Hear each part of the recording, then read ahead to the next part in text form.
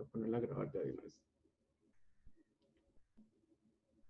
No sé si sienten que la actividad de mini proyecto les ayudó en algún sentido, como a entender mejor los conceptos, o sobre todo les pregunto como con la idea de si para otros semestres así deberíamos incorporar más este tipo de actividades. Un poco la idea que tenemos es como tratar de ir incorporando más actividades que sean un poco como la filosofía de aprender haciendo, entonces como ir haciendo, aplicando los conceptos y ayudar a que ustedes vayan como, digamos, visualizando mejor un poco las cosas. No sé qué les pareció, tal vez la experiencia, si me comentan un poco.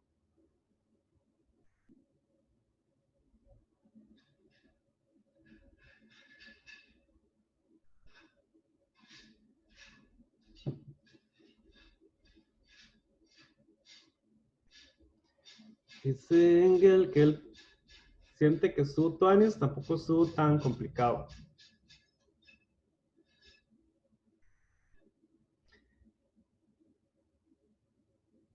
De lo que sienten que hayan aprendido, que sienten que aprendieron con la actividad. Ok, dice Engel que si siente que aprende y que no quita tantísimo tiempo.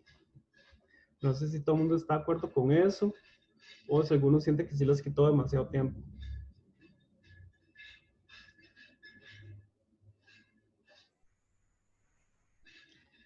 Dice Gabriel que lo batió a la parte del intercambio de reactivos y productos. Lo interesante es que en realidad normalmente en estos cursos de química reflexionamos mucho y vemos los temas tomando en cuenta como números, pero cuando tratamos de imaginarnos como moléculas, como que nos cuesta, digamos, como imaginar, no cuando estamos trabajando con moles, sino cuando estamos trabajando como imaginando lo que pasa molécula por molécula, digamos. Un poco.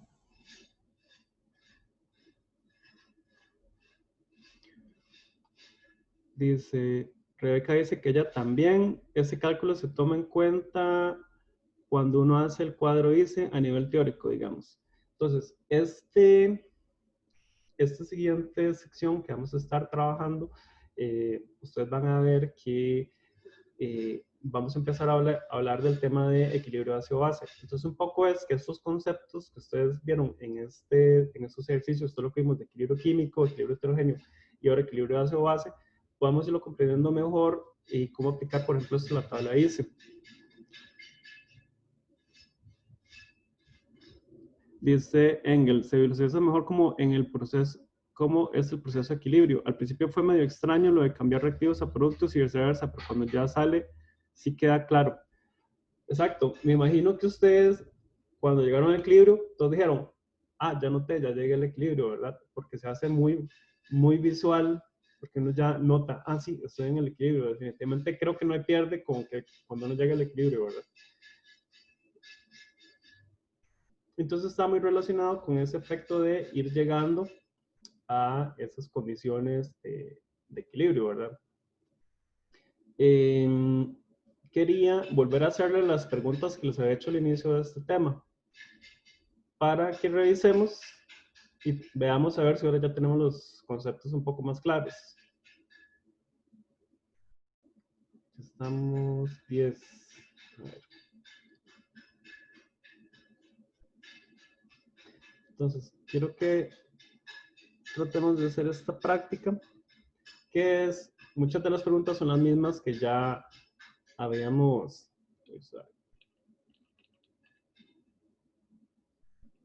Ahora sí. Esas son muchas de las preguntas que ya habíamos visto la vez anterior.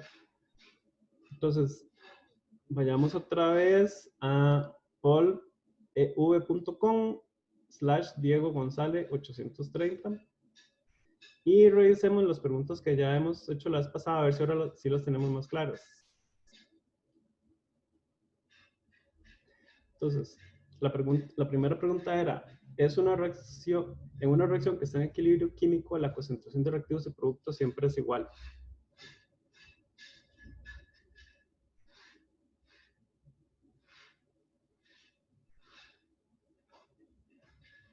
Entonces, por ahí están poniendo que falso.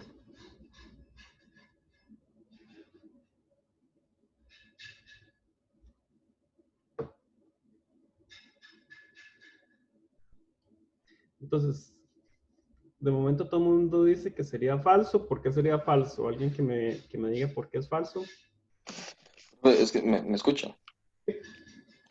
Es que, digamos, a lo que entiendo, entre ellos, digamos, entre los reactivos y los productos, no necesariamente van a tener la misma concentración, ¿verdad? Entre ellos.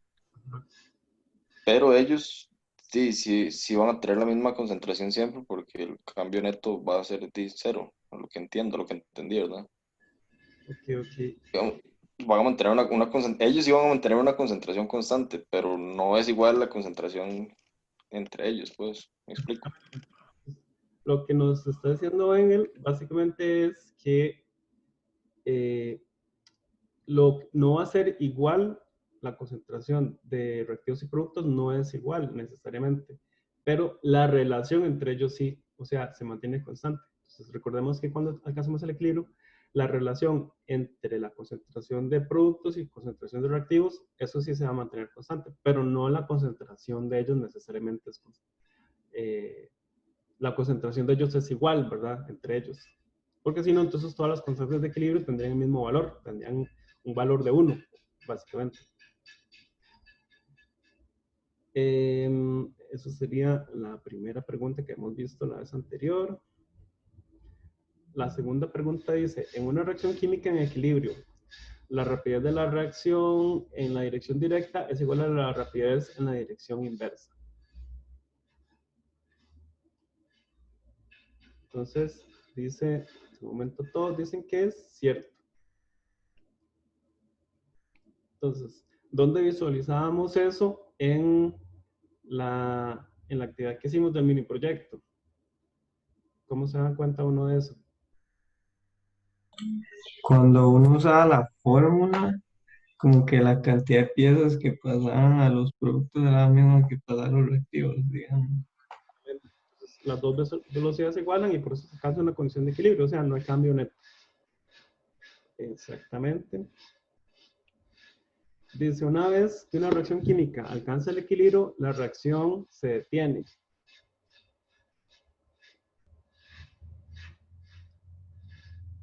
Entonces, por ahí todos están diciendo de momento que falso.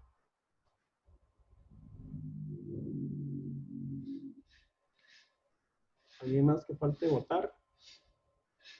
Entonces, efectivamente, ¿verdad? Es falso. Entonces, cuando una reacción química alcanza el equilibrio, la reacción no se detiene. Solo las velocidades en ambas direcciones se igualan, pero la reacción en sí no se detiene, sino que se mantiene en un equilibrio debido a que son iguales las dos velocidades.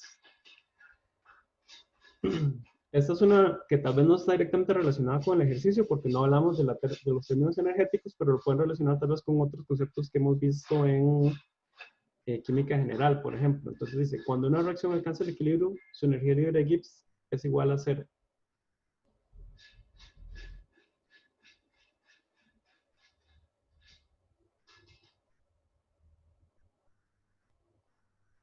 Eso no necesariamente está relacionado con la práctica, pero es más relacionado con otros temas que ustedes han visto en química general. No sé qué opinan de esto.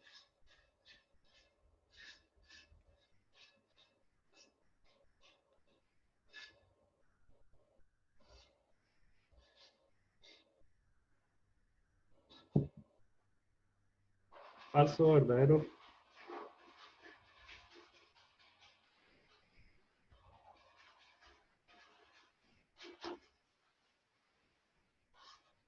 Profe, es que eso es como la cantidad de trabajo, de energía para realizar trabajo, ¿es algo así? Exactamente, la energía libre es la Pero, o sea, realmente no me queda claro Ajá. si Entonces, sí o si no. no sé si ustedes han escuchado eh, que muchos científicos, bueno, o los científicos que trabajan en el área de biología, siempre cuando cuestionamos, por ejemplo, qué es la vida, ¿verdad? Mucha gente define un montón de serie de puntos para definir que un sistema cuenta como que está vivo, ¿verdad? Entre esos factores que se cuentan está que el sistema tiene que estar fuera del equilibrio. O sea, básicamente la, la idea es esta. Nosotros, como seres vivos, somos sistemas complejos que no están en equilibrio. O sea, el día que nosotros lleguemos al equilibrio es porque ya nos morimos, básicamente. Cuando nuestro cuerpo, nuestro organismo alcanza el equilibrio químico, básicamente nos pataleamos. O sea, no es posible que estemos en equilibrio químico y estemos vivos, básicamente. Entonces, quiere decir que mientras estamos vivos, estamos fuera del equilibrio y pues somos capaces de, digamos, transformar energía química en trabajo. Por ejemplo, podemos movilizarnos, etc. Entonces, o sea, eso es como desde el punto de vista que siempre que un sistema esté en equilibrio, entonces más bien no va a poder realizar trabajo. ¿Por qué? Porque cuando alcanza esa situación de equilibrio, digamos que las reacciones químicas que podían brindar energía ya se completaron, básicamente. Entonces, cuando una reacción alcanza el equilibrio, su energía libre de Gibbs es igual a cero. Un ejemplo que es muy práctico, una batería. Entonces, que vamos a ver más adelante cuando veamos la parte electroquímica. Si yo tengo una batería y la utilizo hasta que se descargue, entonces cuando la batería ya está descargada, quiere decir que ya no puede hacer más trabajo. Y en ese momento en que la batería está descargada es porque ya las reacciones llegaron al equilibrio. Entonces siempre los sistemas tienen que estar fuera del equilibrio para poder realizar trabajo. Es como algo más filosófico al final de cuentas. Y esto lo vamos a retomar entonces más adelante cuando lleguemos a la parte electroquímica. Estas otras preguntas. Una constante de solubilidad no necesariamente es una constante de equilibrio.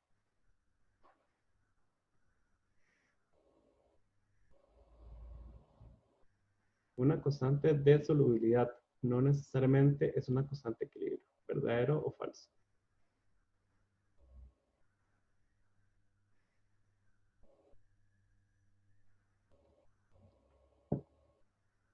A ver, de momento todo el mundo dice que es verdadero.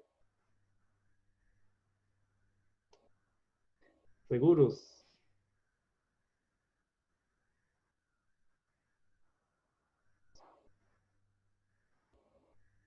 A ver, ¿por qué verdadero?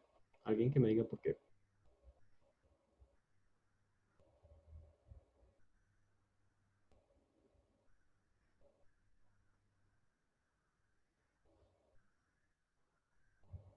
Ve que la pregunta está en negación. Una constante de solubilidad no necesariamente es una constante de equilibrio.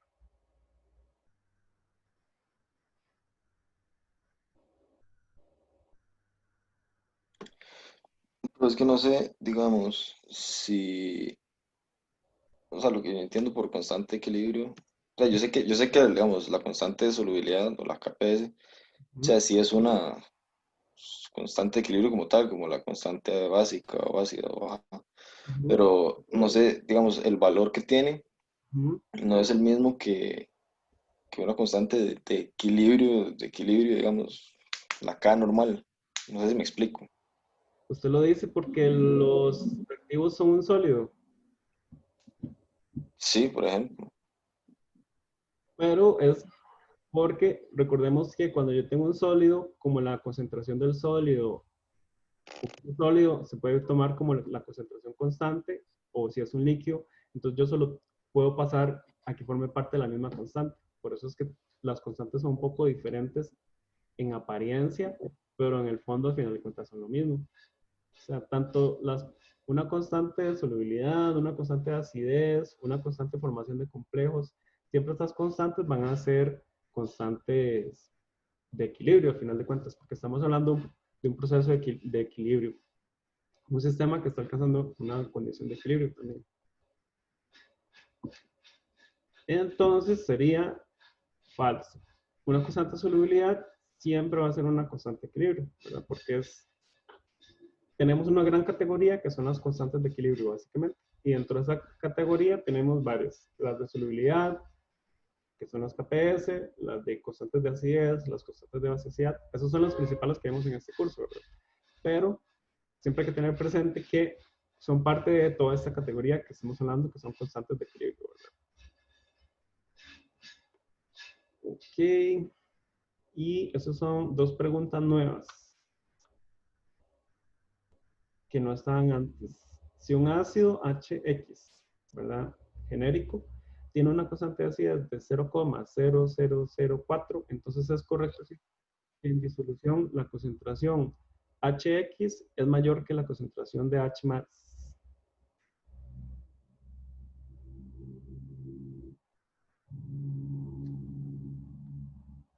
A ver, ¿qué les parece? ¿Verdadero o falso? De momento dicen que verdadero.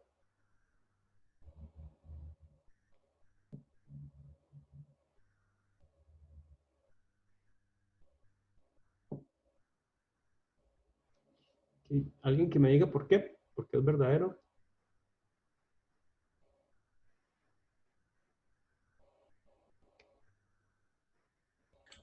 Porque no se disocia completamente, No se disocia completo. digamos.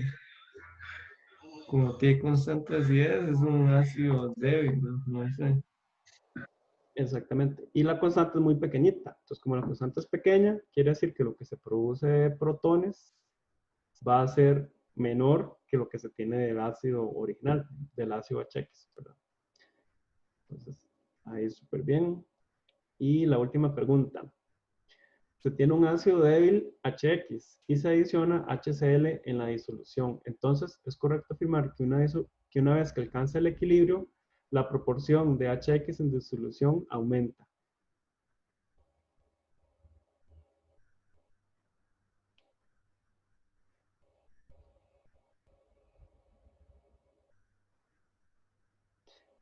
¿Verdadero o falso?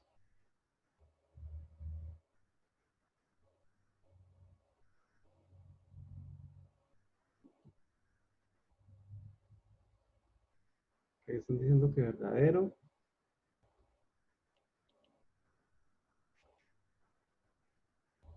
Ajá. ¿Por qué verdadero?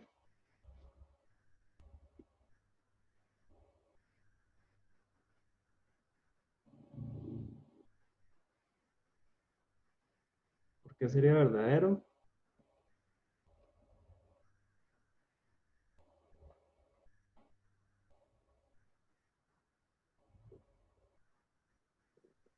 Yo diría que tal vez por efecto de ion común. Estoy muy mal. Digamos que es Podría, exactamente, ajá. Sí, perdón. podría ser. Recordemos que se tiene un ácido débil, ¿verdad? HX. Entonces quiere decir que no se disocia totalmente. Es un equilibrio. Y si le adiciono HCl, HCl sería un ácido fuerte. Entonces se disocia completamente. Entonces quiere decir que voy a tener ahí el principio de la Chatelier, ¿verdad? Entonces tenemos ácido extra y entonces va a hacer que mi equilibrio en la disociación se desplace hacia los productos, ¿verdad? Entonces, o sea, se va a desplazar hacia formar más HX. Entonces va a suprimir esa disociación aún más y entonces va a disminuir la disociación y formar más especies HX en realidad. Entonces se suprime ese equilibrio por el principio de Le Chatelier, ¿verdad? Eso sería entonces de momento con respecto a esto. Lo otro que quería que revisáramos es, ya están disponibles, María Esther ya puso disponibles las clases de esta semana. Entonces, si venimos por acá,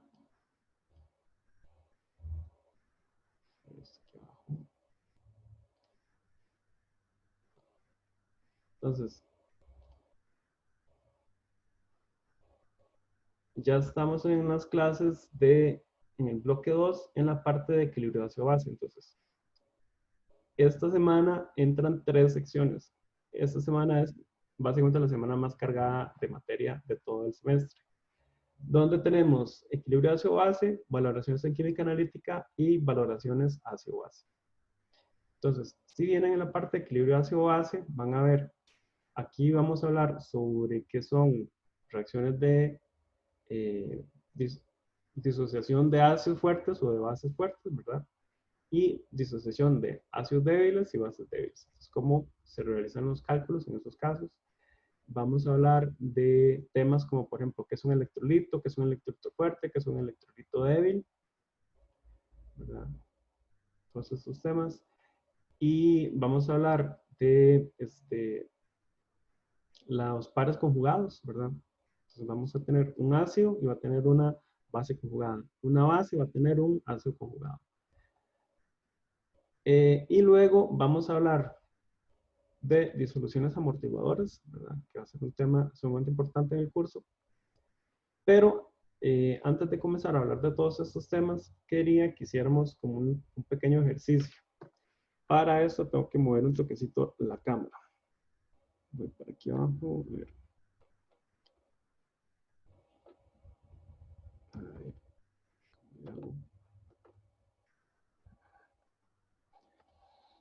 Aquí.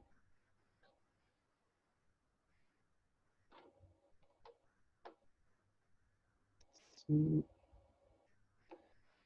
Como ahí tal vez. Entonces, si estamos hablando, imaginemos que estos son moléculas de un ácido, o sea, digamos que es HCl, por ejemplo. Entonces, si ponemos esto en disolución, ¿verdad?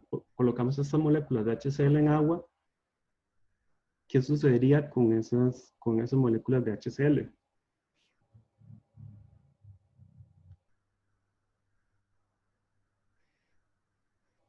Si coloco esto HCl en agua, ¿qué les...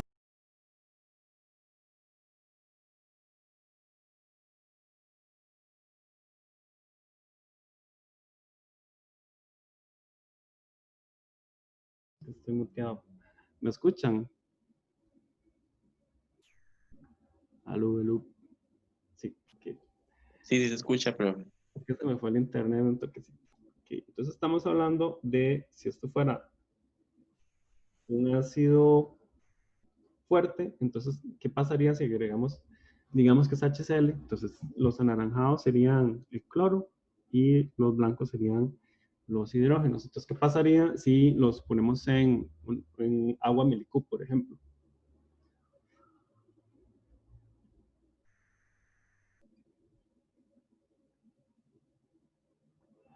Se ionizan. Sí. Exacto. Se separan, digamos. Se me van a separar completamente. Entonces, todos se van a separar.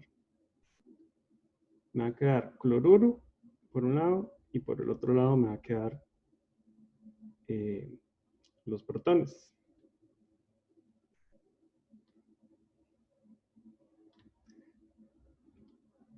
Entonces, más o menos va a quedar así.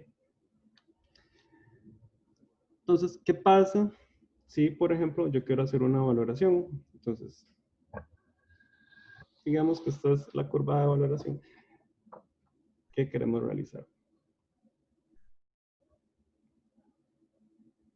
Entonces, recordemos que todos los protones se van a separar. Entonces, en este punto inicial del que estamos partiendo, ¿verdad? Que sería este punto acá. Tal vez, no sé si tengo otro pilot. Ajá. Entonces, estamos partiendo de este punto de acá. Y en esa condición tenemos todo el ácido disociado. Entonces, básicamente el pH no me va a depender de mis cloruros.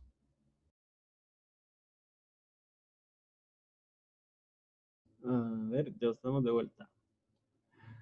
Justo cuando me he preparado la clase con mis boquitos de plasticina, se me jode el internet.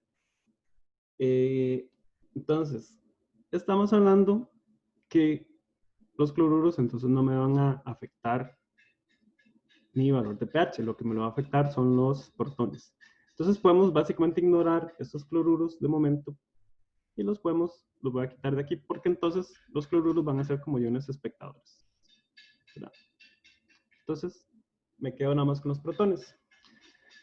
¿Qué es lo que me va a definir entonces el pH? Entonces el pH, yo nada más calculo cuánto es la concentración de esos protones y listo, ya tengo la medición de pH. Ahora, si yo quiero hacer una valoración, entonces voy a tener que ir agregando una base. Entonces, por ejemplo, imaginemos que estamos usando hidróxido de sodio. Entonces, digamos que estas son las moléculas de hidróxido. Entonces, ya les quité el sodio porque también con el hidróxido de sodio, como es una base fuerte, sucedería lo mismo, ¿verdad? El sodio se pierde, se disocia y el sodio y el cloruro van a ser iones espectadores. Entonces, básicamente podemos ignorarlos como si no existieran. Entonces, yo voy agregando, entonces, en mi curva de valoración, ¿verdad? Voy en esta dirección, agregando un volumen de hidróxido. Entonces, al agregar ese volumen, lo que estoy agregando entonces son moléculas de hidróxido. Entonces, ¿qué va a pasar con estas moléculas de hidróxido? Van a empezar a reaccionar con las moléculas de agua, de los protones para formar moléculas de agua. Entonces, agrego un poquito de hidróxido y sucede esto. Entonces, digamos, ¿qué pasa entonces cuando yo voy agregando hidróxido y llego hasta,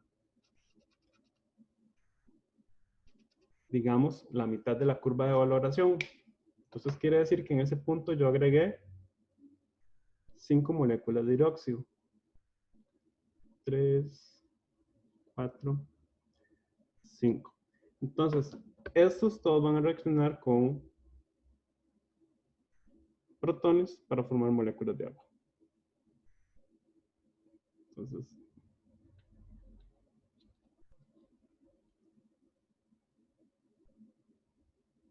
básicamente voy a tener esto. Entonces voy a tener 5 moléculas de agua y voy a tener 5 protones.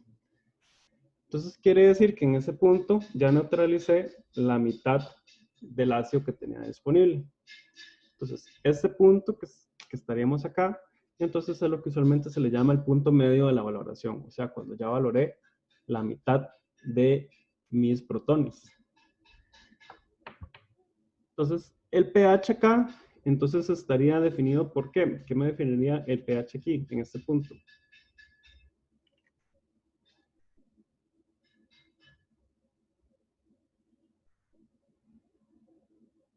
¿Qué me define? Es como el valor del amortiguamiento, no sé, no estoy seguro. No, aquí no habría amortiguamiento, porque vean que las otras moléculas que hay son moléculas de agua. Recuerden que esto es una valoración de un ácido fuerte con una base fuerte. Entonces, cuando hay un ácido fuerte con una base fuerte, no hay amortiguamiento. Ok, sí, sí. Solo sería con bases óxidos débiles. Entonces, el pH estaría definido por los hidronios que quedan. O sea, esos que tenemos acá, estos 5. Eso me definiría el pH. Entonces, yo calculo cuánta es la concentración de esos protones que me quedan ahí y ese sería el pH en este punto.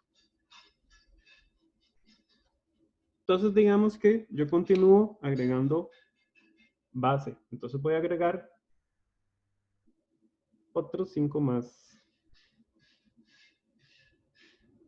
4 y 5. Entonces, agrego estos 5 y entonces, ¿qué va a pasar? También van a reaccionar con los protones que me quedan.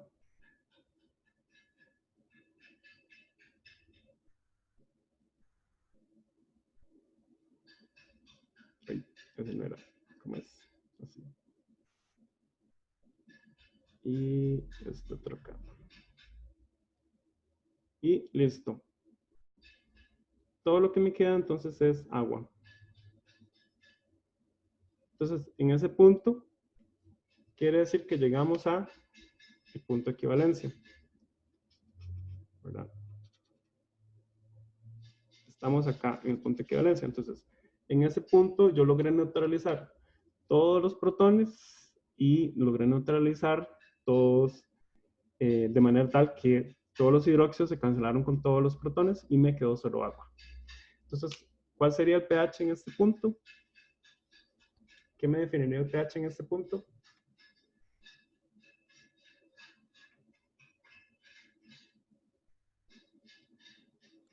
¿Sería el pH del agua? El pH del agua. ¿Y cuál sería el pH del agua? 7. 7, exactamente. Entonces, el pH acá va a depender entonces de la constante de disociación del agua. ¿Cuánto es la constante de disociación? La concentración de protones, la constante de disociación del agua es por 10 a la menos 14, pero entonces a partir de eso yo puedo calcular la concentración de protones y me daría 7. Entonces, ahí ya llegué al punto de equivalencia. Aquí es donde, por ejemplo, si yo estoy utilizando el indicador, debería haber ese cambio de color, ¿verdad? En esta región. Ahora, yo continúo agregando hidróxido. Digamos que agrego otras 3 moléculas de hidróxido. Entonces, ¿cuál sería, si agrego estas 3 moléculas, qué me definiría el pH entonces de esta disolución?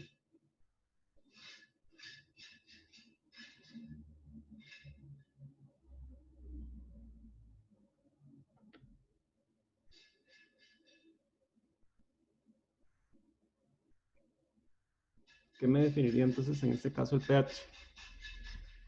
Los hidróxidos. Entonces, la concentración que representan esos 3 hidróxidos me definiría cuánto es el pH. Entonces, digamos que yo agregué esos 3, entonces estoy por acá.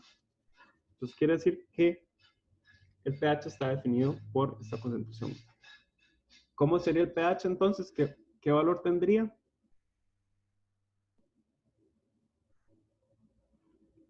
Sería un pH básico, ¿verdad? O sea, mayor a 7. Entonces, quiere decir que cuando sobrepasamos el punto de equivalencia, entonces vamos a tener un pH mayor a 7.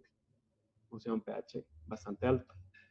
Entonces, lo que me gustaría es que entonces ustedes en esas lecturas que tienen ahí disponibles van a ver que van a estar tratando también el tema de bases débiles. Entonces, la próxima clase me gustaría que veamos estos casos, pero para bases débiles y para ácidos polipróticos, por ejemplo. Ácidos y bases débiles, ácidos polipróticos. Entonces, vamos a estar viendo todas esas posibilidades. Entonces, lo que me gustaría es que traten de hacer en la casa algo similar a esto, ¿verdad? Utilizando un ácido débil y utilizando la guía de los videos que tienen ustedes en mediación virtual. Y entonces, en la próxima clase el viernes vamos a corroborar lo que ustedes hicieron. Entonces, eso es como una introducción a lo de ácido base. Ahora, lo otro que quería, eso sí, que revisemos, voy a volver otra vez aquí a poner los ácidos.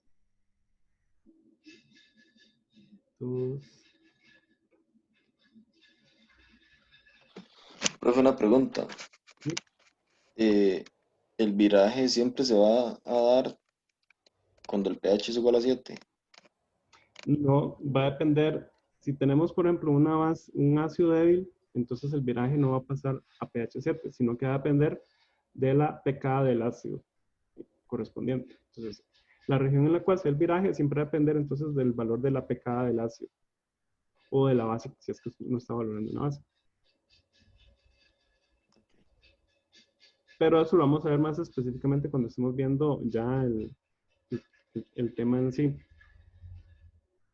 para que quede como más claro por qué es que pasa de esa forma. Lo otro que quería que revisáramos es, voy a pasar esto, poner esto acá.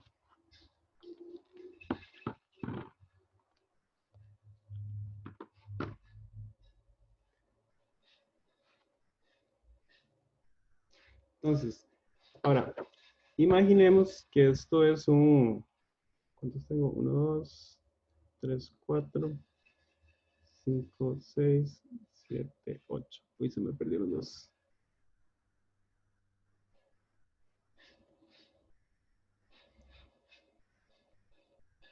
1, 2. Entonces, imaginemos que tenemos estas moléculas de ácido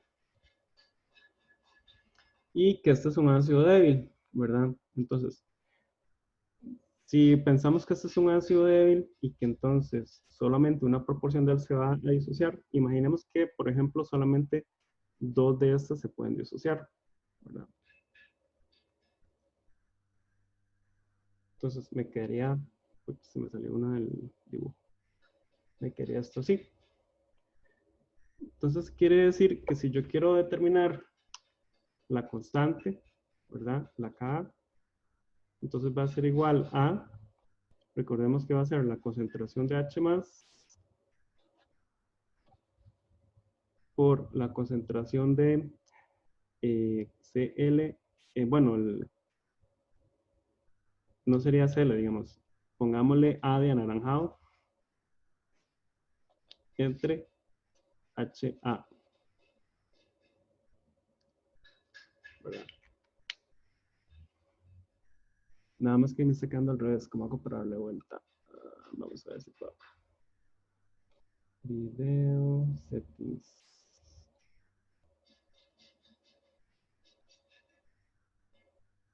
No, ahí. Ahí. Ajá, exacto. Excelente. ¿Verdad? Entonces, esa sería lo que me determina la constante de acidez. Entonces, para este ácido, si lo tenemos así, ¿cuánto podremos decir que esa constante de acidez? Entonces, digamos, de H más, que se me disocian, tendríamos 2. De A, tendríamos, de A menos, pues, disociado, tendríamos 2. Y de HA tendríamos 1, 2, 3, 4, 5, 6, 7, 8. Entonces fue 2, 4, entre 8, la Ka sería 0.5.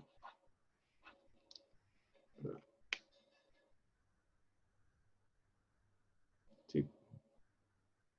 Ahora, recordemos que esta representación es simplista. ¿Por qué? Porque no es que esto va a estar estáticamente así, ¿verdad? Es que van a ser estos dos, sino que este proceso va a estar ocurriendo de forma dinámica, pero que el cambio neto va a ser esto. Esto es como, digamos, si hiciéramos una foto instantánea y entonces el sistema en todo instante se va a ver de esta forma, pero va a estar cambiando, digamos, dinámicamente, como ustedes vieron en la simulación, ¿verdad? Eso es un poco la idea.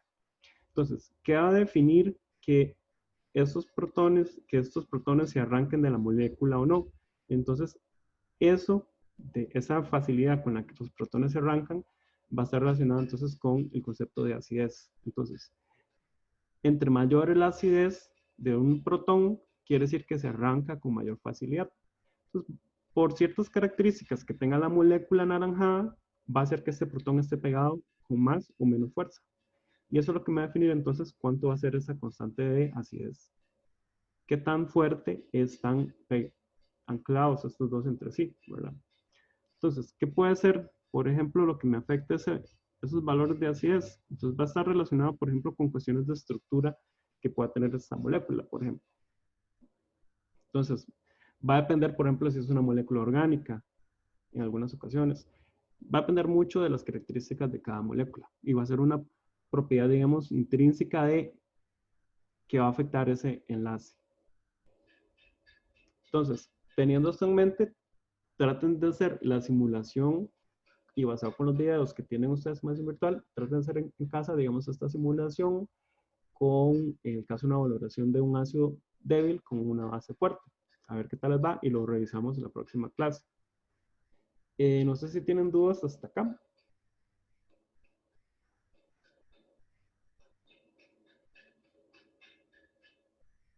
¿Alguna pregunta? Voy a quitar esto de momento.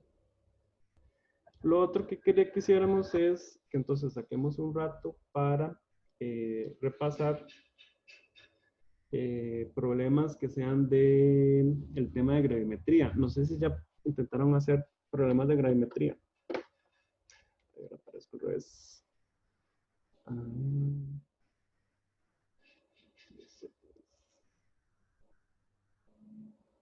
Y creo que ahora estoy al revés. Ajá. Ahí.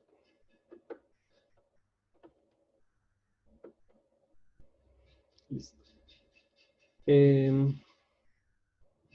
¿Alguien ha intentado hacer un poco de videos de gravimetría? Videos. Yo ya estoy en otras. De problemas de gravimetría. Vamos a buscar la práctica.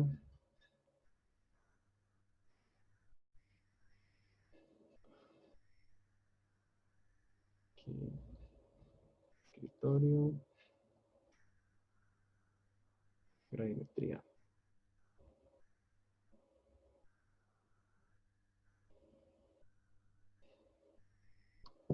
Entonces, lo que queremos en el tema de grametría es que revisemos cuáles pueden ser las diferentes formas de abordar la solución de este tipo de ejercicios. Entonces, me gustaría que viéramos algunos casos. Podríamos empezar, por ejemplo, con el ejercicio 5.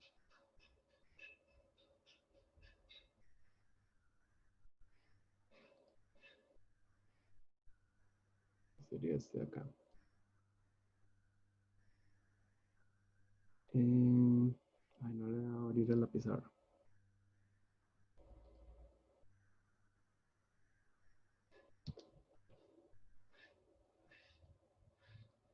Entonces, ahí mientras se está abriendo.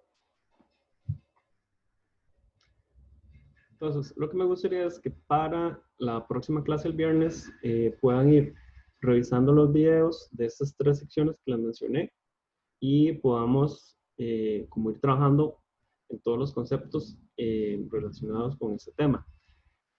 Y tratar de también de hoy en 8 trabajar más que todo resolviendo ejercicios.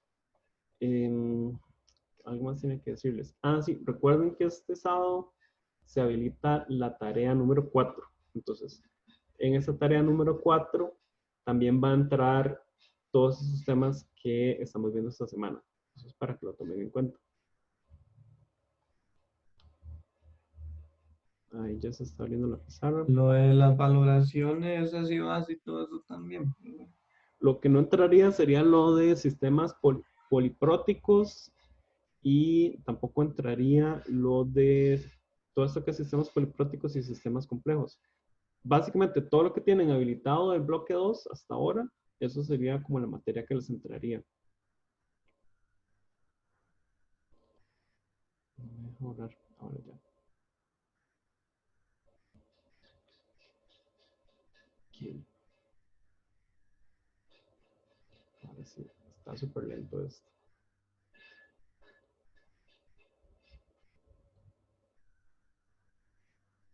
Entonces tenemos este problema que es el ejercicio 5. Dice, una muestra de 0,5 mil gramos que contiene potasio, sodio e impurezas produce un precipitado de KCl y NaCl que pesa 0,15 gramos. La muestra precipitado de KCl y NaCl mediante el tratamiento adecuado se convierte en una mezcla de sulfato de potasio y sulfato de sodio sólidos con una masa de 0,1794. Calcule el porcentaje de K2O y el porcentaje de Na2O en la muestra inicial. Entonces, ¿qué podemos hacer para resolver este problema?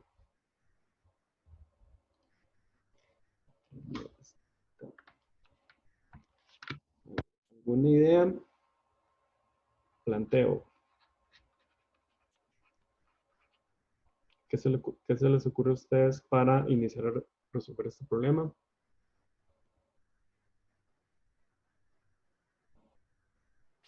Escucho sugerencias.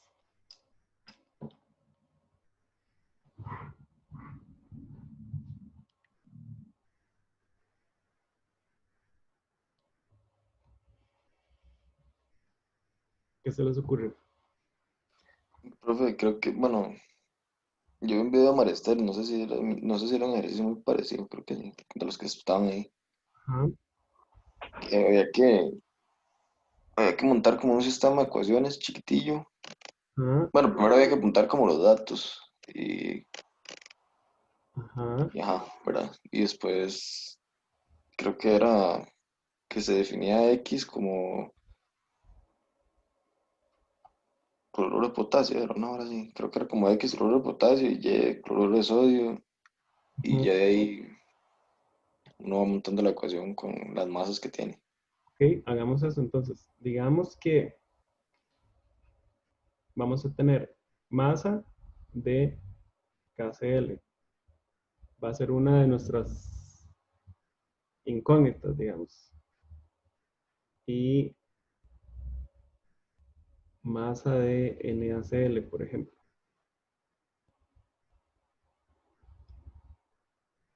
Entonces, podemos tener esas variables y también podemos tener masa de K2, SO4 y masa de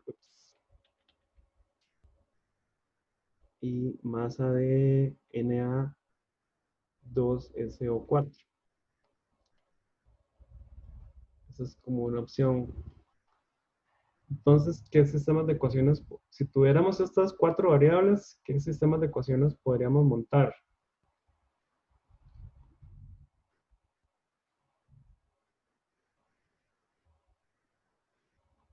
Dice, una muestra de 0,5 mil gramos que contiene potasio, sodio e impurezas, produce un precipitado de KCl y NaCl que pesa 0,15 gramos. De ahí podríamos sacar una ecuación.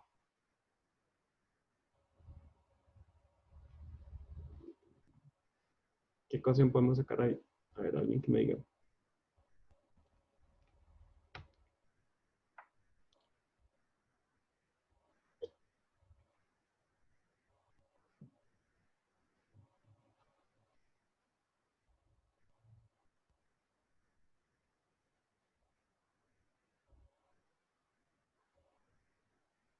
Está bien si digo, por ejemplo, que la masa de KCl más la masa de NaCl es igual a 0,15 gramos.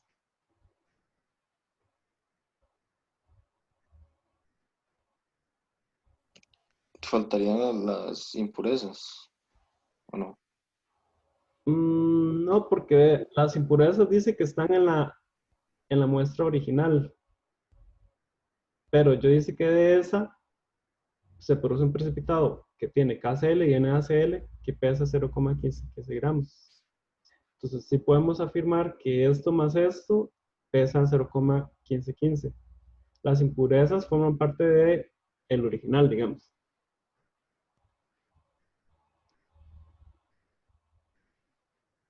¿Sí me explico? Sí, sí.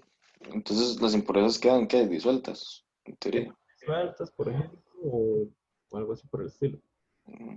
Ahora, si tenemos 4 variables, entonces ya tenemos un sistema con 2 ecuaciones, con 2 variables. Entonces quiere decir que necesitamos montar un sistema de otro sistema con otras 2 variables, básicamente. Entonces, lo que podemos hacer es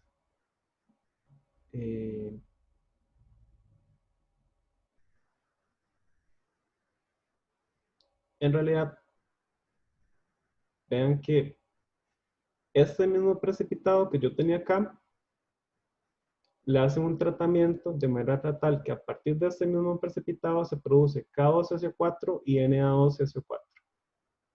Y me produce esta cantidad de masa. Entonces, quiere decir que estas dos, yo les hago un tratamiento, evidentemente es con sulfato, ¿verdad?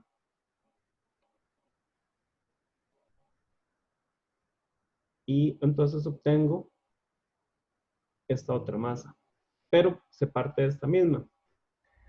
Entonces quiere decir que en realidad son estas mismas que están acá. Entonces yo puedo decir la masa de KCl por, abajo pongo la masa molar de KCl y arriba pongo la masa molar de K2SO4.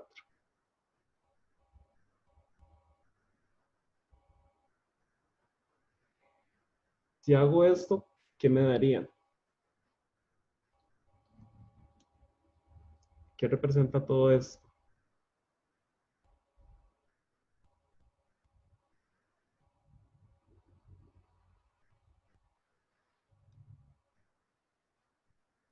Profe, no habría que poner la, la relación, digamos, lo del factor gravimétrico. ¿Ah? ¿A dónde le pondríamos? Eh, un 2 abajo. Exactamente. No era que se me había olvidado, era para ver si estaban poniendo atención. De verdad. Entonces, la vieja confiable. Entonces, ¿qué representaría todo esto? Si tenemos masa de KCl y abajo masa molar de KCl y arriba masa molar de K2SO4, entonces, ¿qué me daría como resultado esta operación?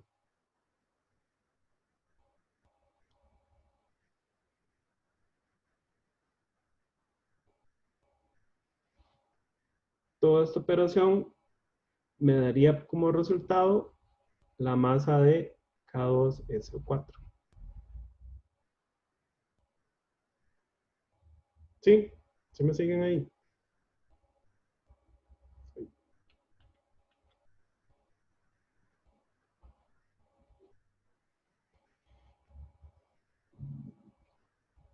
¿Sí me siguen? ¿Por qué es que esto es igual a la masa K2S4? Recuerden que habíamos dicho que si yo tengo la masa pesada por el factor gravimétrico, me da igual a la masa buscada. Entonces eso es lo que estoy haciendo acá. La masa KCl por este factor gravimétrico me da la masa que busco, que es la de K2SO4. Ahora, ¿cómo sería el siguiente? Yo puedo decir que la masa de NaCl. Entonces, ¿qué hago? ¿Qué pongo abajo?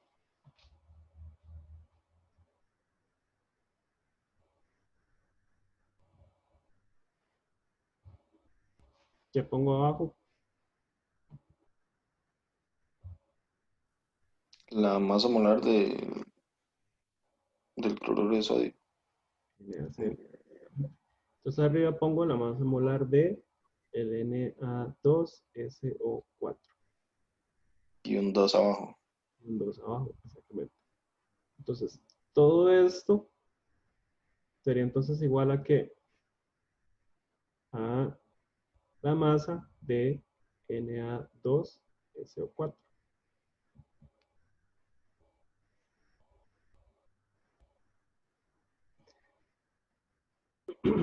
Y todo esto en verde será igual a ¿qué?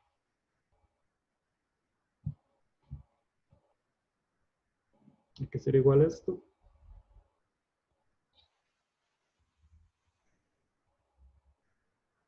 Entonces, eso será igual a 0,1794 gramos.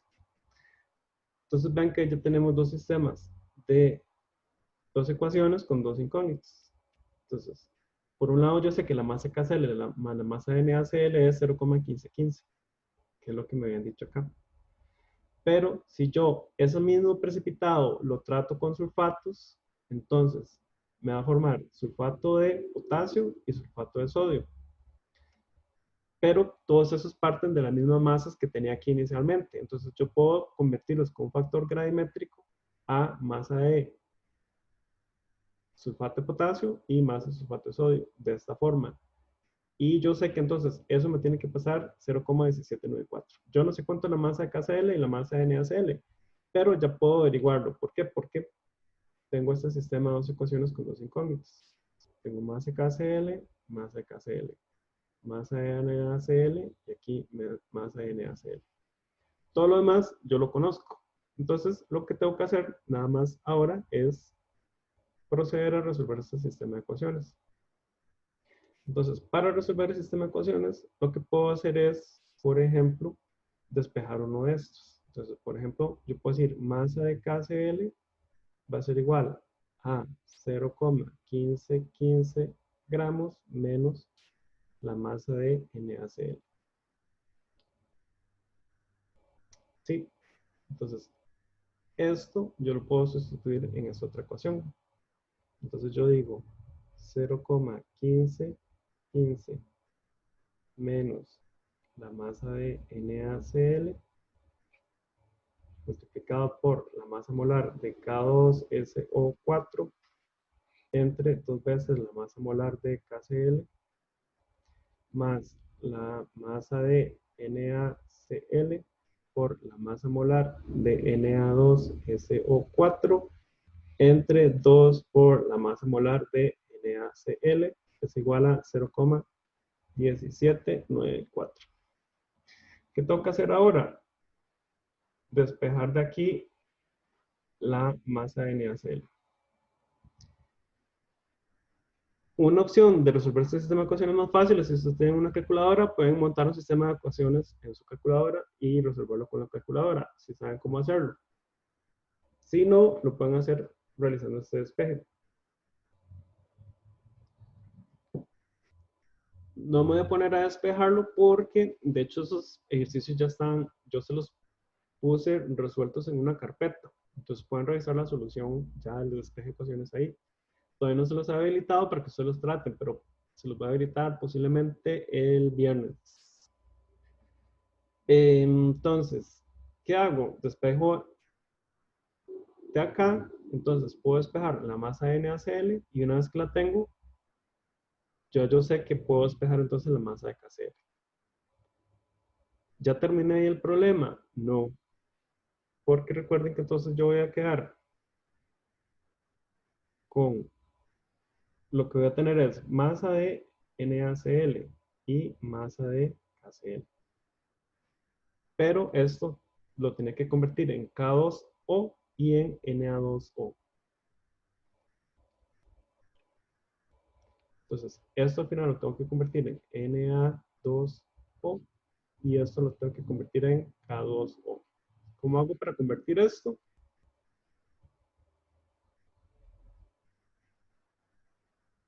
Entonces, para convertir esto lo que hago es utilizar igual un factor gravimétrico.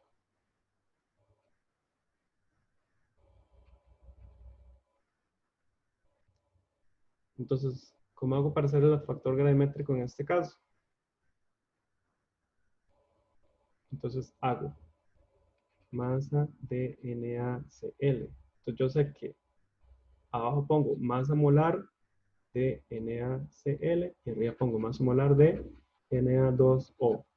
Entonces, ¿dónde tengo que poner un 2? Abajo. Y eso entonces ya me daría la masa de Na2O. Luego, masa de KCl. Entonces, yo sé que tengo que poner abajo masa molar de KCl y arriba masa molar de K2O con un 2 aquí abajo. Y eso me haría la masa molar, la masa de K2O. ¿Termino ahí el problema? No, porque me están pidiendo el porcentaje. Entonces, para calcular el porcentaje, ¿qué hago? Masa de Na2O entre 0,5000, que era la masa de la muestra original, y esto por 100. ¿Qué hago para calcular acá? Entonces hago masa de K2O entre 0,5000, que era la masa inicial, por 100. Y así, básicamente, de aquí ya tengo el resultado entonces del problema.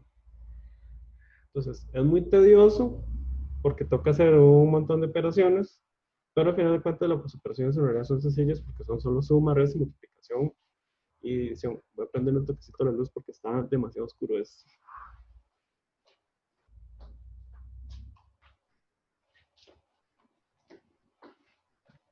Ok, ¿dudas con respecto a esto?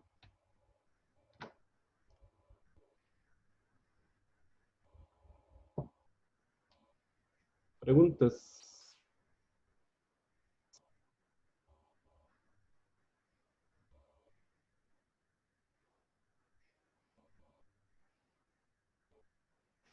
¿Alguno de esos ejercicios que hayan intentado hacer y que tengan dudas?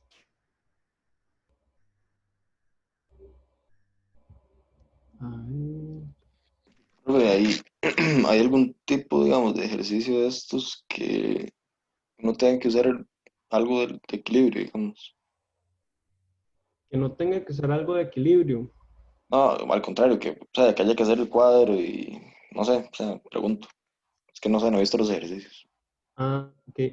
De gravimetría no. Las que son de equilibrio heterogéneo sí, sí tienen que aplicar mucho esto de... Bueno, las de equilibrio heterogéneo normalmente se resuelven un poco diferentes en realidad. Gabriel me está preguntando, profe, yo tengo una duda, pero con la práctica de equilibrio heterogéneo. En el ejercicio 3 es súper corto, pero no sé en qué estoy fallando. Dice, el ejercicio 3, equilibrio heterogéneo.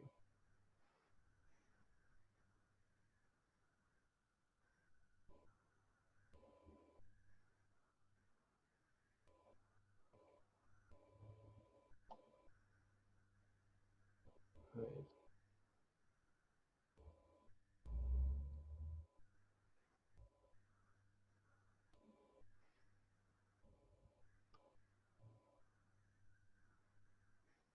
Creo que en el enredo que tengo es a la hora de formular la expresión en base a las ecuaciones.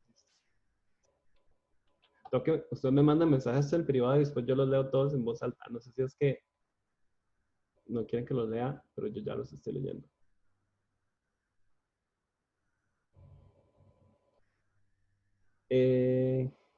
Dice, cuando se mezclan volúmenes iguales en una disolución de AgNO3 0,0350 mol por litro con otra disolución de Na2CO3 0,0250 mol por litro, se puede generar un precipitado de carbonato de plata. ¿Cuál es el valor del producto iónico OQ? ¿Precipitará Ag2CO3 o no? Ok, entonces, ¿qué hay que hacer primero? Tenemos que calcular los moles de cada uno. Entonces, por ejemplo, los moles de AgNO3 va a ser igual a 0,0350 por acá. Entonces tendremos que asumir un volumen, digamos. Asumamos que es, para simplicidad, 1 litro.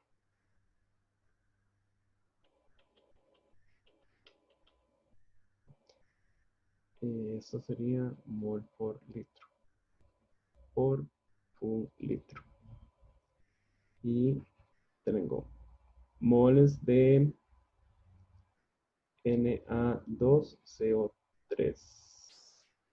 igual a 0,0250 mol por litro por 1 litro. Entonces esto me haría 0,0300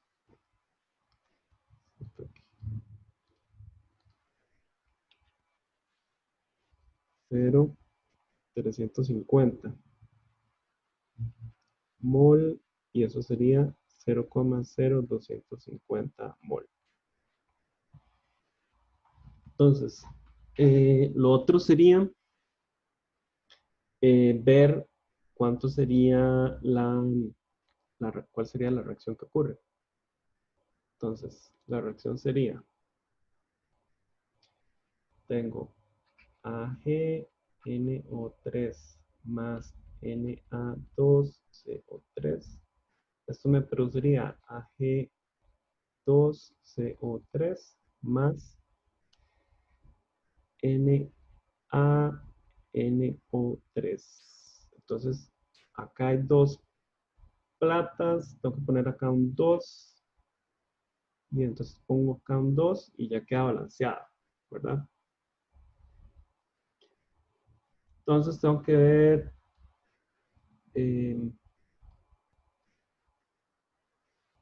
cuál es el valor del producto iónico.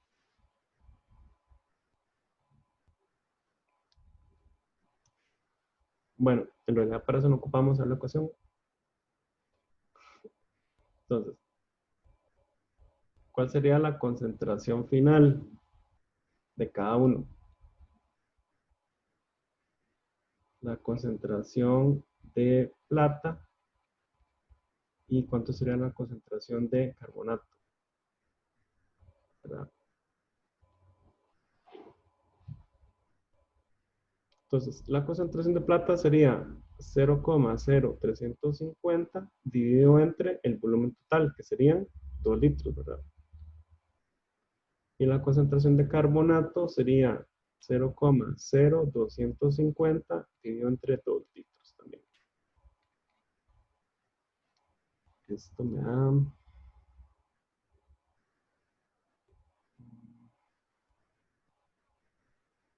0,0350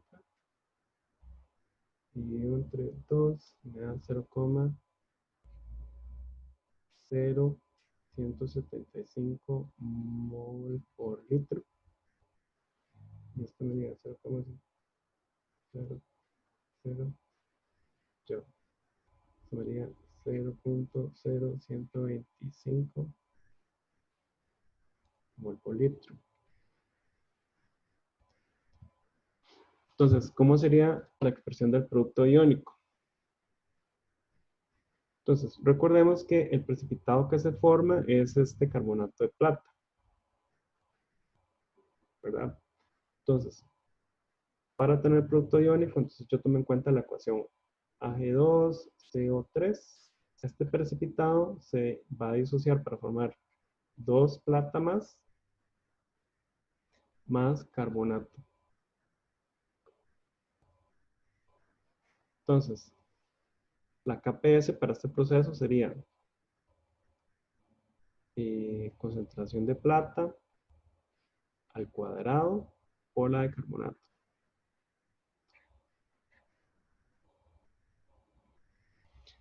Y recordemos que la expresión del producto iónico es la misma. Entonces, ¿qué hago? Entonces hago 0,0175 al cuadrado multiplicado por 0,0125.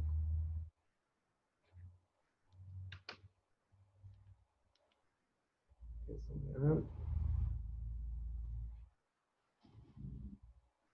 0,0175 al cuadrado por 0,0125.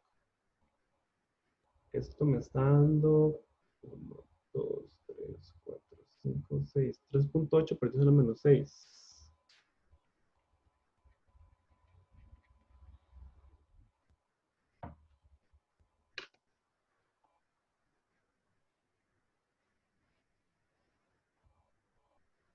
Entonces,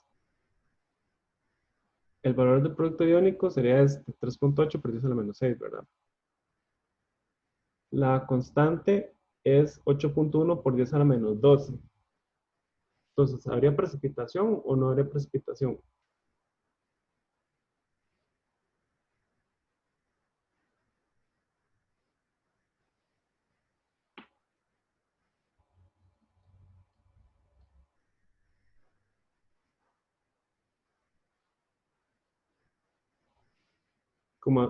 Como algo así lo había dado Gabriel.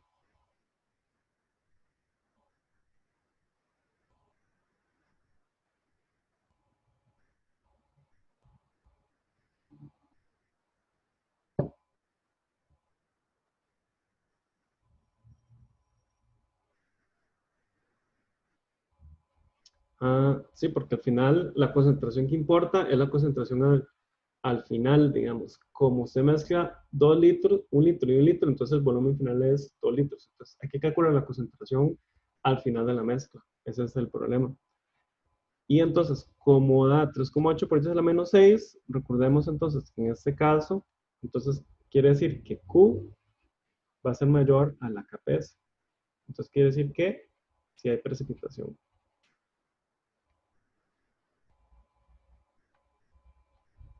De acuerdo.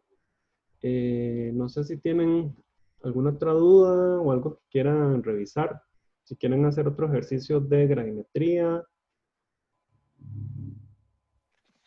Una pregunta de ese mismo ejercicio. ¿Por qué es que no hay que hacer el cuadro, digamos? El cuadro ese. ¿Por qué no hay que hacer el cuadro ISE? Porque en este caso, lo que estamos calculando es el factor Q, ¿verdad? Que es Q es cuando el sistema en realidad no está en equilibrio. No estamos calculando cuál es el sistema en equilibrio, estamos calculando cuál es el coeficiente de reacción, el cociente de reacción, y entonces, con base en eso, tratar de predecir si va a haber precipitación o no. Pero recordemos que Q en realidad no es cuando el sistema está en equilibrio. Solamente cuando Q es igual a la constante de equilibrio, entonces el sistema está en equilibrio. Entonces, de momento, este sistema, si yo mezclo las dos sustancias, no estará en equilibrio, digamos. Eso es como lo que estamos calculando. Entonces, ¿qué va a pasar? Va a haber precipitación. Una vez que se precipita, que se forma el precipitado, ese precipitado va a comenzar a formar ahora sí un equilibrio con la disolución, ¿verdad? Y entonces ahí, si por ejemplo a mí me preguntaran, otra pregunta que dijera, calcule la solubilidad del precipitado en esa disolución. Ah, ya es otra pregunta distinta, porque entonces ahí se tendría que tomar en cuenta cuál es el equilibrio que se forma, ¿verdad? Y recuerden que habría un efecto de ion común, porque uno de estos reactivos que yo mezclo sería el reactivo limitante y otro sería un reactivo en exceso. Entonces el reactivo que esté en exceso va a suprimirme el equilibrio y va a hacer que la solubilidad sea menor, ¿verdad? Como el ejercicio que hicimos en la clase pasada. Pura vida. No sé qué quieren hacer, si quieren hacer otro ejercicio de gravimetría o no sé.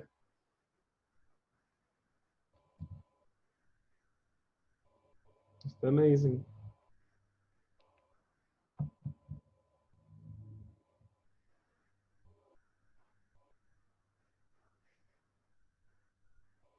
Ok. Entonces, a ver, ¿cuál hacemos? Gravimetría. A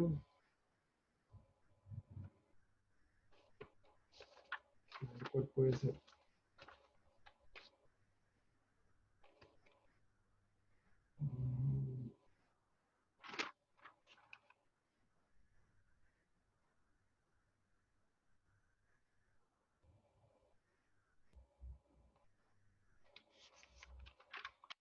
Puede ser uno que tenga carbonatos, tal vez. ¿Cuál era? Digamos, por ejemplo, el ejercicio, creo que eran 4.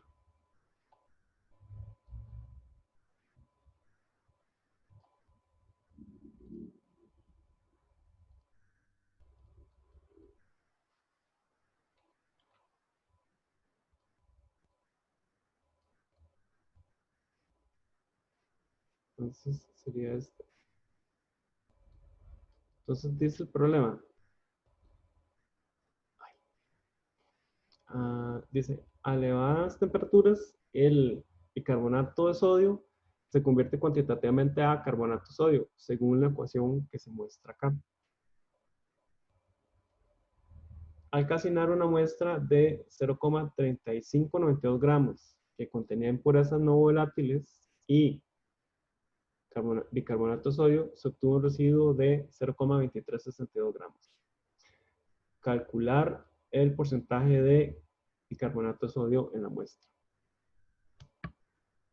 Entonces, sugerencias para abordar el problema. Vean que esos problemas, más que de química, son de matemáticas, ¿verdad?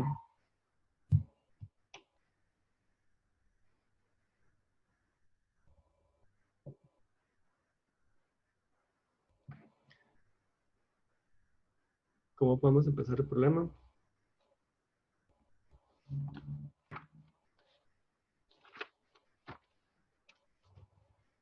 Voy a empezar a preguntar a la gente que no ha hablado todavía. Sergio, Natalia. Natalia, ¿algunas ideas para resolver el problema? Ay, profe. No mucho, la verdad. Pero, A ver. no sé, es que supongo que tiene que ser así otra suma de estas. Como de la muestra es igual a las impurezas, más el NA, no sé qué. Pero no sé, la verdad.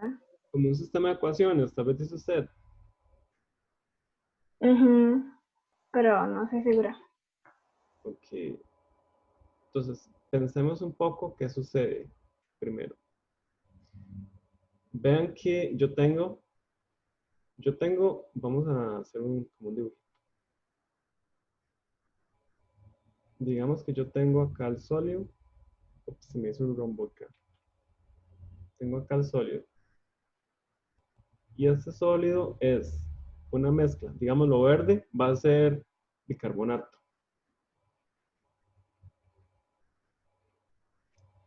Pero también va a contener como una parte, digamos, roja, que van a ser impurezas.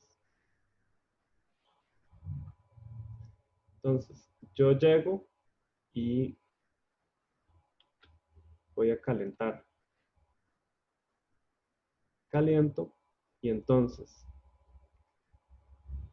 se me va a formar Na2CO3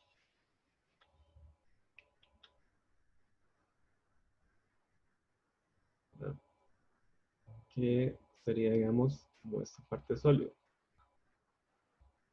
Se me convierte, pero yo igual voy a mantener teniendo acá impurezas.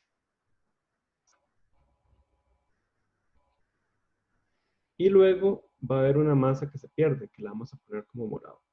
Una parte de la masa que se pierde va a ser CO2 y se va a perder también H2O. Entonces, ¿qué puedo hacer para solucionar este problema? Vean que la diferencia de masa entre estos dos, yo voy a tener el problema de que no sé si estas impurezas sufrieron también algún efecto químico y que entonces la masa de las impurezas no se mantuvo constante. Entonces yo no puedo confiar en estas impurezas. Entonces, esta diferencia de masa yo no puedo usarla para cuantificar apropiadamente cuánta cantidad de bicarbonato de sodio hay.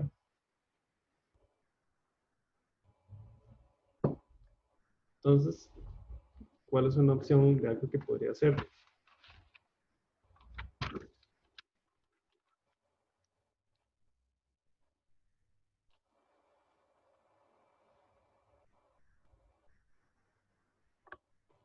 Vean que algo que yo sí sé por certeza es que toda la masa que se pierde acá, en realidad toda esta masa que se pierde, yo puedo confiar que se debió principalmente a carbonato y agua,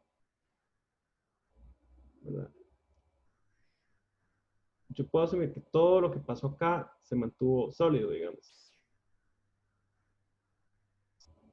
Y entonces que la única pérdida que tuve fue carbonato por el carbonato y por el agua. Entonces, esa pérdida de masa, yo puedo decir que es por esos productos gaseosos que se perdieron en mi compuesto. Entonces, hagamos ese abordaje. Entonces, yo puedo decir que voy a tener un delta masa. Ese delta masa va a ser la suma de la masa de CO2 más la masa de H2O. Entonces, ¿qué puedo hacer yo? Entonces, este delta masa, yo lo puedo multiplicar por un factor gravimétrico de manera tal que me dé la masa de NaHCO3. ¿Cuál sería ese factor gravimétrico? Entonces vean que como esta masa, esta delta masa es la masa CO2, la masa del agua, entonces quiere decir que yo tendría que plantear lo siguiente.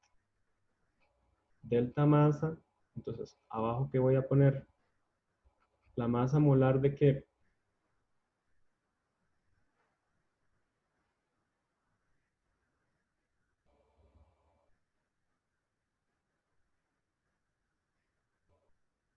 Entonces, puedo poner la masa molar del CO2 más la masa molar del H2O. Porque corresponde a la suma de estas dos masas. Y entonces acá arriba voy a poner la masa molar de el NaHCO3.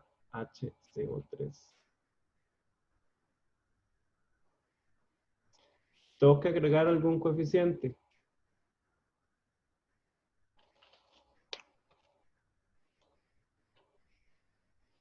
En algún lugar. Recordemos que esta es la ecuación que teníamos.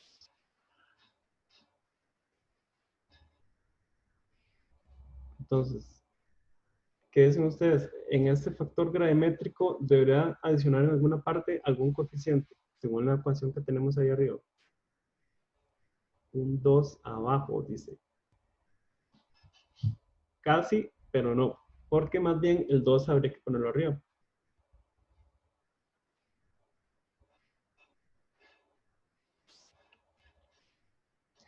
Por la relación estequiométrica. Entonces, vean que por cada uno de CO2 y H2, por cada, digamos, suma de CO2 y H2O, equivale a 2 de bicarbonato. Entonces sería de esta forma. Entonces ahora sí, esta delta masa multiplicado por este factor gravimétrico, entonces me debería dar la masa de NaHCO3.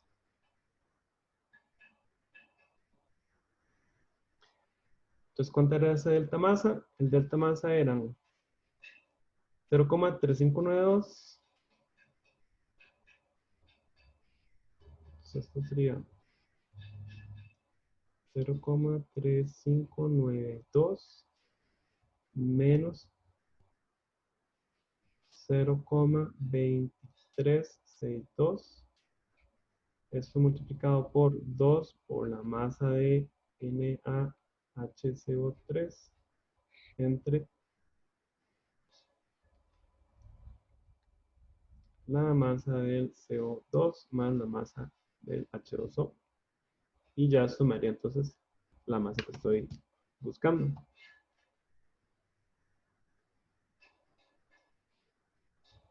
Entonces, ¿cuánto será el porcentaje? La masa que me dé aquí, dividido entre la masa inicial, ¿verdad? Que era 0,3592. Y esto lo multiplico por 100, básicamente. Entonces, acá me va a dar un valor de masa de NaHCO3. Ahora, este valor de masa de NaHCO3 yo hago dividido entre 0,3592, que era la masa inicial, y esto por 100. Y eso ya me da el porcentaje. Entonces vean que esos problemillas son así como más como de abordaje y más como las impurezas quedan en el mismo sólido. Digamos, las impurezas quedan acá. Usted tiene hidrógeno, bicarbonato de sodio con impurezas. Usted lo calcina y las impurezas quedan en el sólido junto con el carbonato de sodio, ¿verdad? Entonces, usted sabe que la pérdida de masa se debe a la pérdida de CO2 y a la pérdida de agua. Entonces, tiene que aprovechar que esto es estequiométrico, según la reacción, para entonces relacionarlo con la cantidad de carbonato de sodio que había originalmente. Y así evitar el efecto de las impurezas, porque usted no puede decir que todo lo que quedó acá fue carbonato de sodio, porque como están las impurezas ahí, no le permiten hacer el cálculo. Pero lo que se gasifica sí, porque eso sí es estequiométrico, digamos.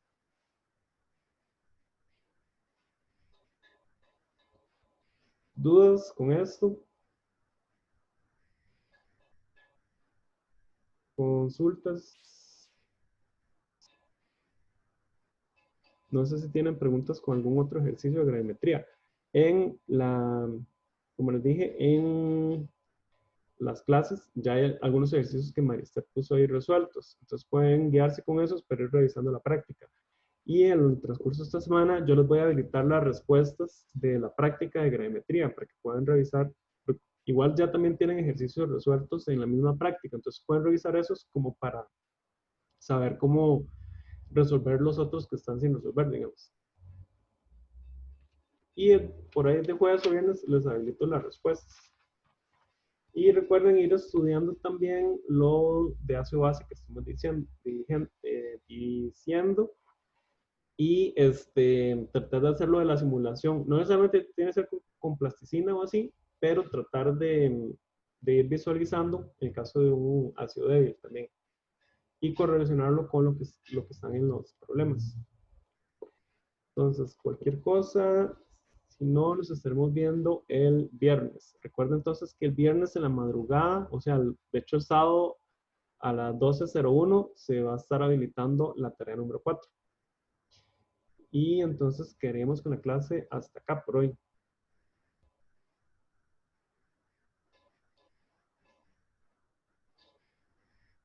Listo. Bueno, entonces nos vemos el próximo viernes. Hasta luego. Gracias, profe. Hasta luego.